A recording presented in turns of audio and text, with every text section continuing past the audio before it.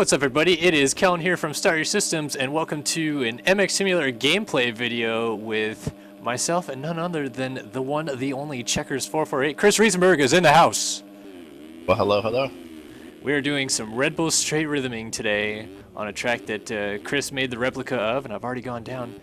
But yeah, there's going to be the Red Bull straight rhythm MX Simulator event tonight, since this video is going to come out on Wednesday.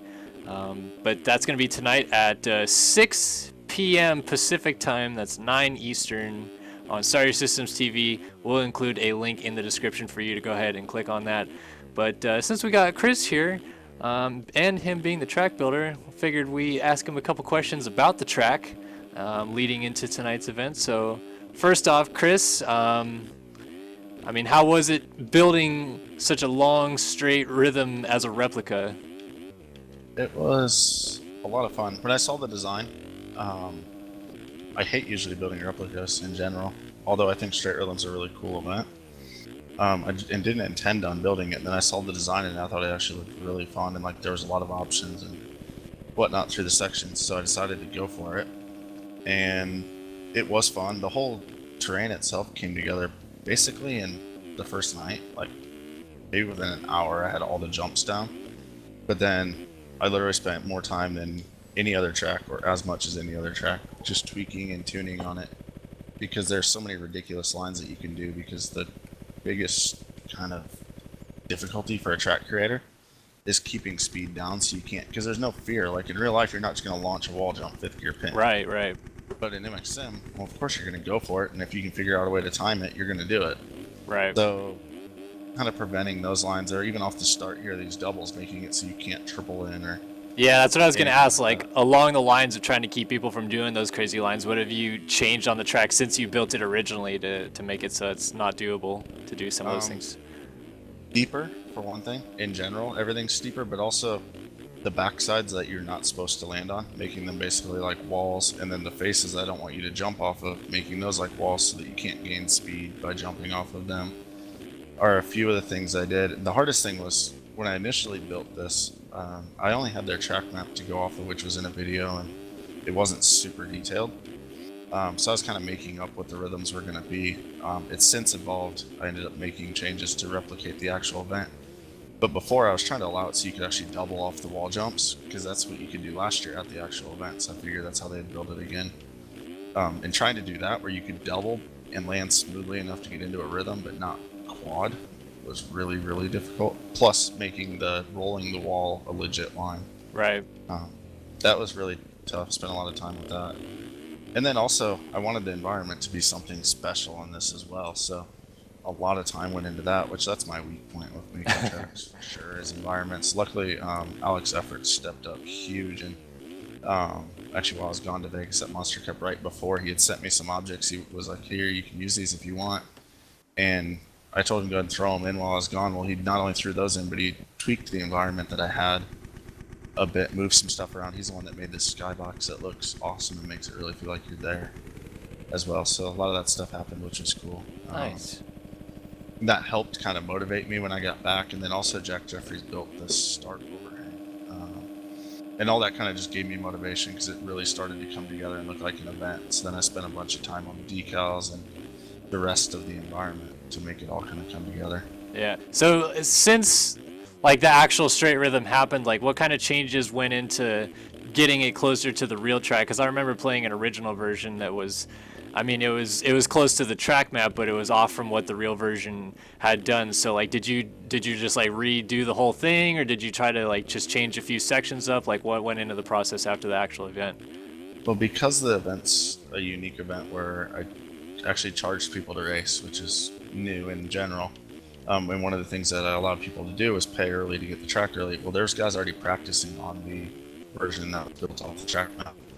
So I didn't want to change it. Those guys and all that time that they'd spend in. Whoa, Chris, something's going on with your mic right now, man. I don't know if it's my end or your end, but we've got some lag going on here. Hold on, talk for a second. Huh. Yeah, it's still a little bit laggy.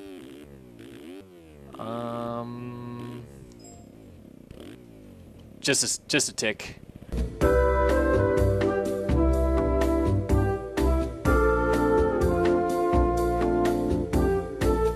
Okay, so we're back. We had some technical difficulties there. I guess the TeamSpeak that we're in crashed, but I believe we were on the question where I was asking Chris, since the event happened in real life, what kind of changes is he had to make with the track to maybe fit better what the track had to offer at the real event.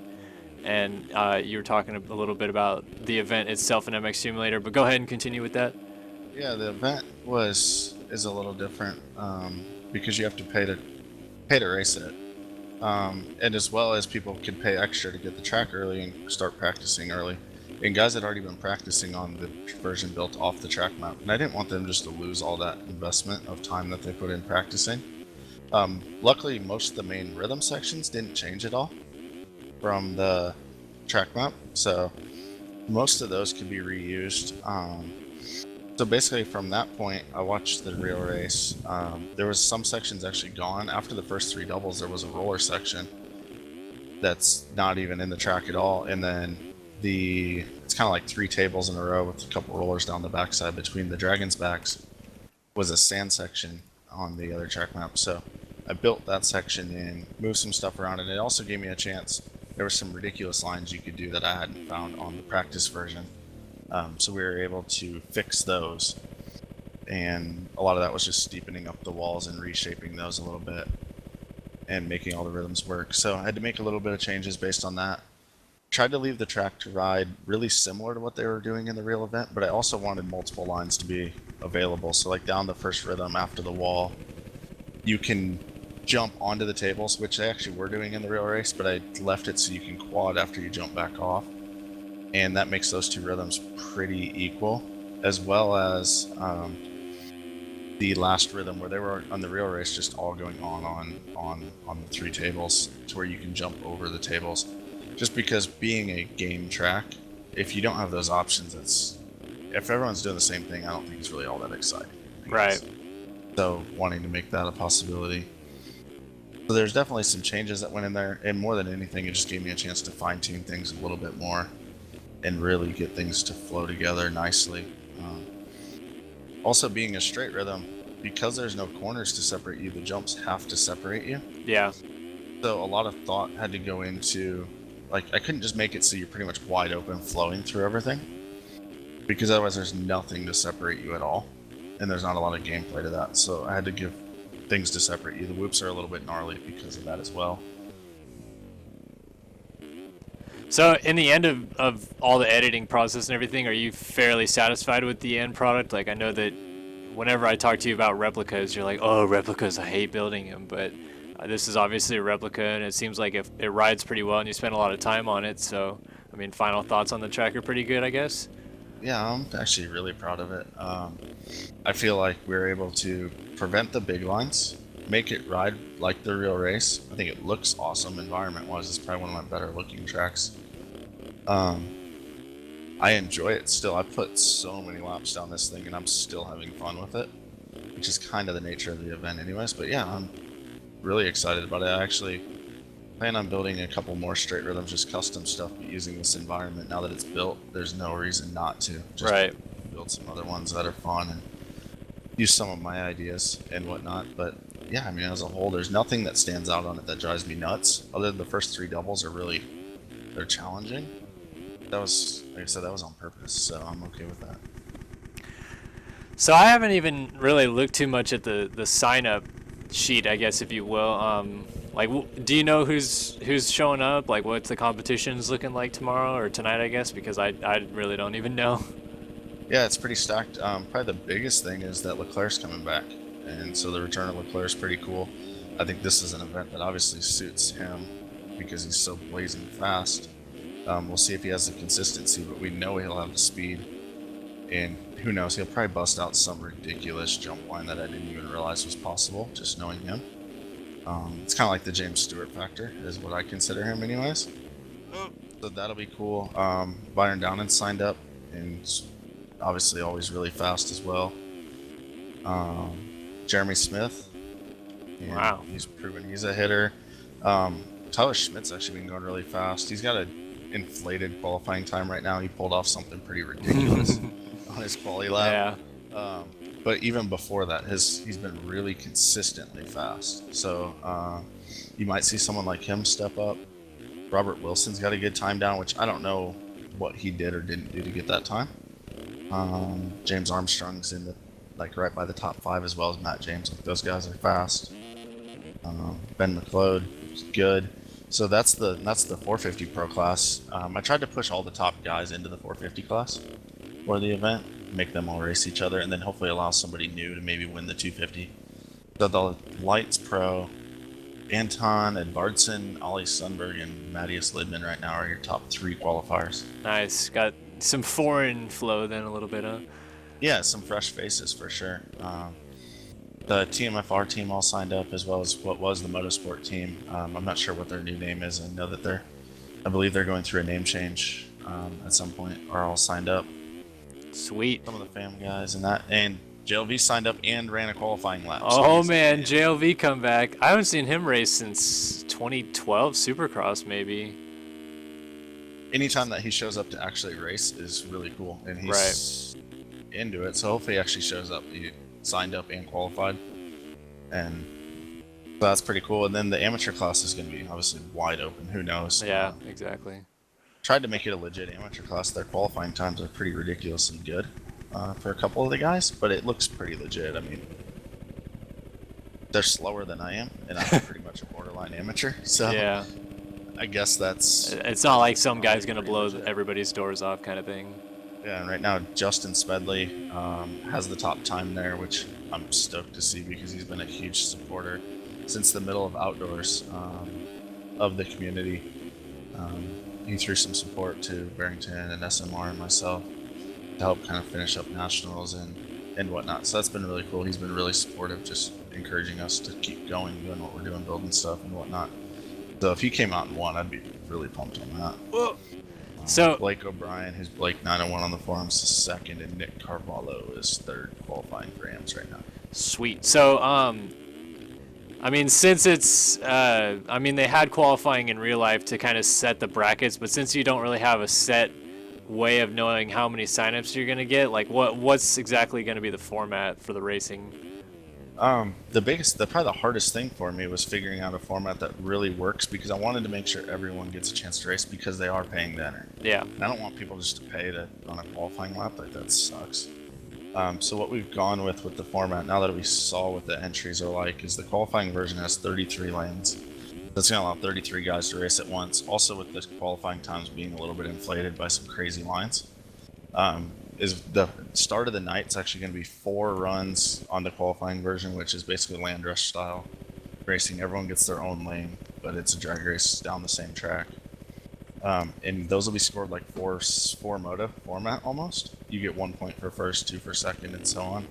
And then your 5th moto will be your qualifying time. So those 5 scores will all be combined, and you'll take the top 16 to the actual bracket, and you'll be seeded in based on your points from that. And then that'll set up the bracket, and then you'll go into bracket racing, single elimination. We're not going to do the 3 rounds like they did at the real straight rhythm, because we're running 3 classes. It'd take forever if we did 3 eliminations until we get down to the final 4 of each class, and then we do the 3 race elimination, best of 3. Gotcha. But it should be good. Turnout's good. We should have a full bracket in every class, which is, I mean, that's really all I hoped for when I built the event, was that we'd have enough guys to fill a bracket for each class so that there's a legit amount of racing going on. Well, it sounds pretty legit. Yeah, I mean, everyone's going to get at least 4 races. So that's awesome. It's still a short amount of time on the straight rhythm. But I think a lot of people are donating and whatnot in support of everything that we've provided in general for the community, not just for this event and this track. Right. And that was the goal, is to do something during the off season so that we can keep Supercross and Nationals going for free. Ultimately, I don't want to charge for those. That's, I think, the backbone of the game, and I want the community to continue to grow. Yeah. And if you don't want to pay, the track's free. The track's released, downloadable for everyone. Enjoy it, have fun with it. And you still get the content, which I believe is what keeps the game going, is new content. Yep, yep. Well, cool, man. Thanks for giving us a little insight on it, and I guess now we'll just bust some laps out on it. A couple more laps here. What's your best time so far? I know this is like the race version, so it's kind of psyching you out, but qualifying time-wise, what do you got? 48.2 is my best. The top qualifying time, without doing something ridiculous, is Leclerc's 46.9. Wow. So times are pretty close. Leclerc's at a 46.9, and 20th place is at a 50.3. So I mean, times are super close. Wow. It's going to be good racing, and I really don't think necessarily the fastest guy is going to win as much as it's going to be the guy that consistently puts down a really solid run and doesn't make the big mistake to get eliminated. I would have to agree with that sentiment. All right. Are you racing or are you just streaming? Have you decided? I mean, like I said, I told you. I mean, if there's an odd number, I'll make it even for you if you want. But I wasn't planning on racing, so it's, you know, if adding me makes it odd, then I would gladly step aside. It's not a big deal to me. Yeah, I just feel like it's one of those events where you could actually stream while racing for sure, because you can do an onboard. It's head to head, so yeah, people still know what's going on. So I think it'd actually be really cool to have you race it. Right, right. Plus, it'd be the return of Kellen and the return of a player all at the same time. Oh, I don't know if I want to be in the same sentence as that guy yet. Oh, come on, I'm excited. Genuinely excited. Yeah, I mean, I like Leclerc racing. I don't like him when he's racing me, but I do like him. I'm going to watch you do a run here, and then I'll go do a run myself. We got Jared Lunsford in this server as well right now, and he's going for the triple, and he is going down. So I heard some guys talking to TeamSpeak earlier today about the crossing over the line during the head-to-head racing rule.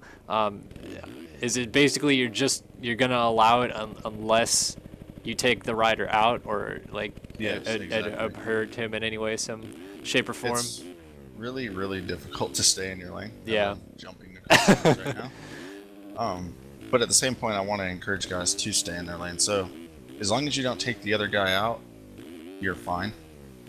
Big cross lanes. If you cause the other guy to crash, it's gonna be a problem. Right, and you're gonna be gone.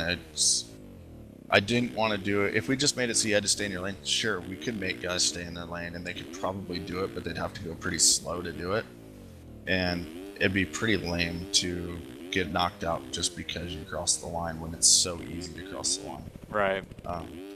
Could have I made the track wider? Yeah, it feels kind of weird though. The wider the track gets, it just visually feels really strange. Right, right. And it wasn't that wide in real life anyway, so you're trying to kind of keep it to the replica standards a little bit. Absolutely. It's actually a section you're in now. It used to be you could triple in and then go quad over the table and quad out with the old version. That was one of the things I updated based on the actual replica race once guys weren't tripling onto the table and they were all just doubling. I can't seem to get the Stewart line over the Dragons back very well. I saw Tyler was doing it earlier, but just can't seem to get it down. For sure. That's one of the hot lines for sure, and I also can't really get it down. This section before the finish was new as well. It was just 3 jumps on the track map, and it's a kind of cool little roller section to make up some last minute time. Right. Alright, let's try to get a couple more races in where we're actually dueling to the end, because I don't know if we've had one of those yet. Yeah, I struggle with the whole riding and talking thing. It makes it even more difficult. I'm not that great at this game, you know? Yeah, I often get a lot of credit on the channel for being able to ride and talk, but I don't know, I've never really felt like it's hindered me anyway. I mean, when I need to focus, I'll shut up and actually ride hard, but I can still bust out a clean lap without really focusing too hard, I feel like. It's funny, I played a lot of Xbox games with Strelo back in the day, and he would always know if I was either on a good lap or if we were playing Call of Duty that I was doing good, because I wouldn't talk. As soon as I was silent, he knew. And if we were racing each other and he needed to catch me, he'd just try to get me to strike up a conversation because he knew it'd make me mess up. Yeah, how long do you and Strelo go back? I don't know if I've ever really heard the full spiel of that. NBA Untamed. Wow. Was when I actually knew him. He was around in MCM 2 days when I was, but I didn't know him then. But yeah, we played Untamed like pretty much every night together. And that was when I first started working at Rainbow, so I was pumped to play a game that I'd worked on, and I was pretty good at it because I played it a lot. And then we played that, and then because of that, we started playing other games together. And he's ridiculously good at pretty much every video game. Right. So it was always fun to play with him. I'd learn a lot, and I finally got him over to Sim. It took me a long time to get him convinced to come play Sim. He's one of those guys that thought it sucked, much like myself. It took me a long time to really embrace the game. But once he did, now he's so hooked in it. It's fun. And Yeah. now he's faster than me. It took him maybe a year, and then he got faster than me. Like I said, he's ridiculously good at every game he plays, it seems like. And that seems to happen with a lot of the new players in the community. You're just they join and you think that you'll be able to beat them forever because you've been playing longer than them, and then they start destroying you.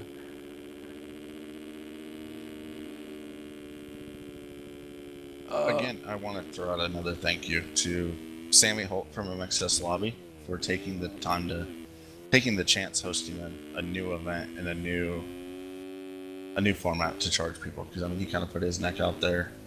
I didn't really care what people said, but he could have very well gotten a lot of hate for it too. Luckily he hasn't. Right. And I mean he's had to build a whole bunch of new code for the site and stuff to support this crazy format that we're doing. So first to him, and then to both Jack Jeffries for building the Start House, as well as everything that Alex Efforts did. I mean, you guys really helped. And then all the other guys that have made objects and decals and everything else that on tracks that they've released with open, so that we can grab them and use them in other tracks. And it's stuff like that that makes stuff like this possible. Otherwise, I couldn't do all this stuff from scratch. There's no way it wouldn't look half as good. And I probably wouldn't have been as motivated to do it if we didn't have all the objects and stuff that we have.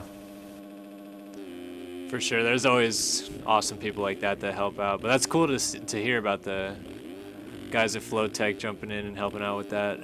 I guess it's the MXS lobby site, but I just know Sammy as Flowtech, so. Right.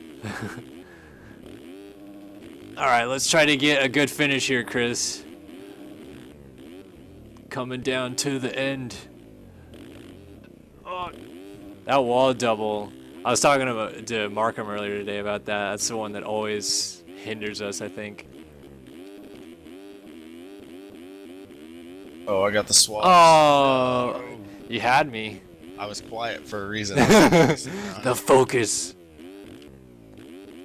All right, we got to get close to the end as we can. That was pretty close, but I think we could do a little bit better. We'll give it maybe 2 more goes if we don't get it on this next one. All right.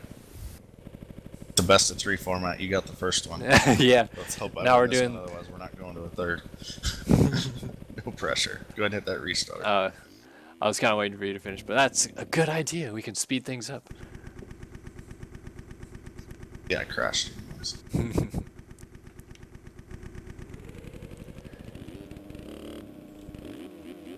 Uh-oh. The quiet has come about. The focus is real. Yeah, probably the hardest thing too is I had to add the elevated start. Like I had an elevated roll-in start before, but I had to add this drop-in where you carry a lot more speed into this first double. Yeah, these doubles are really tricky to time, and plus you want to scrub them, but not like cross the track too. So you're trying to like kind of half scrub them, I guess.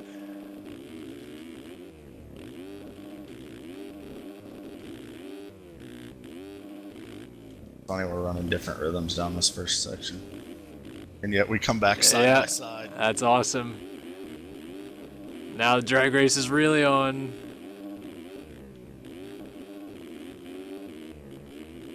In your lane a little bit. Oh no! Oh, I'm going down. Damn it!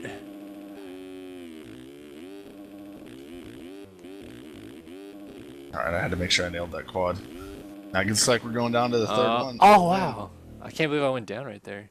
I wouldn't want you to lose on your own video, Colin. Oh, that's all right. People think too highly of me on my channel anyway. I need to get knocked down a few steps. I'm really not as good as everybody thinks I am. All right, here we go. Finale time. It all comes down to this. I can guarantee you this will be a silent run for me until I crash. Do I psych you out then and talk the whole time, or do I go into full mocus? full focus mode.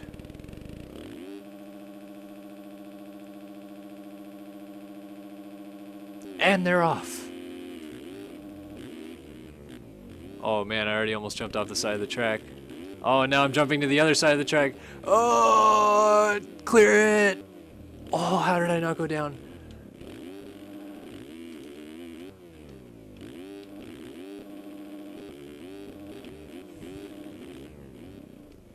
Oh man. Oh my goodness. Pushing the limits here.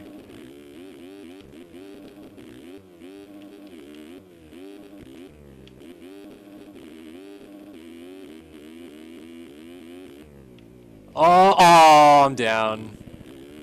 Got sketchy. Good thing too. It looks like you had to clean me out and jumping across the lanes down there. Yeah, I got a little sketchy. We got her done. All right, Chris beats me at his own Failed track. backflip. Not gonna lie, I was practicing before we started the video. I was in the qualifying server. Alright, so if you like this video and you're watching it on Wednesday, October 28th, I would highly recommend before 6 p.m. on the West Coast, turning your dial, if you will, to Start Your Systems TV, twitch.tv/Start Your Systems TV. We will be live streaming the MX Simulator Red Bull Straight Rhythm event on Wednesday, October 28th. If you're watching this video after that, then please go ahead and head into the description where you can download this track. And I hope you guys enjoyed this video. If you did, please like it, please comment and let me know your thoughts, subscribe to the channel, do the whole 9 yards. And a quick last thank you to Chris Riesenberg for joining me here in this little chat about Red Bull Straight Rhythm. Awesome, I look forward to seeing everyone either in the stream. Most likely I'll be commentating with Kellen after I get eliminated. And hopefully a lot of people show up to the event, and it should be a lot of fun. Oh yeah, gonna be lots of fun. Alright Chris, thanks for joining me, and we'll see you guys at Straight Rhythm.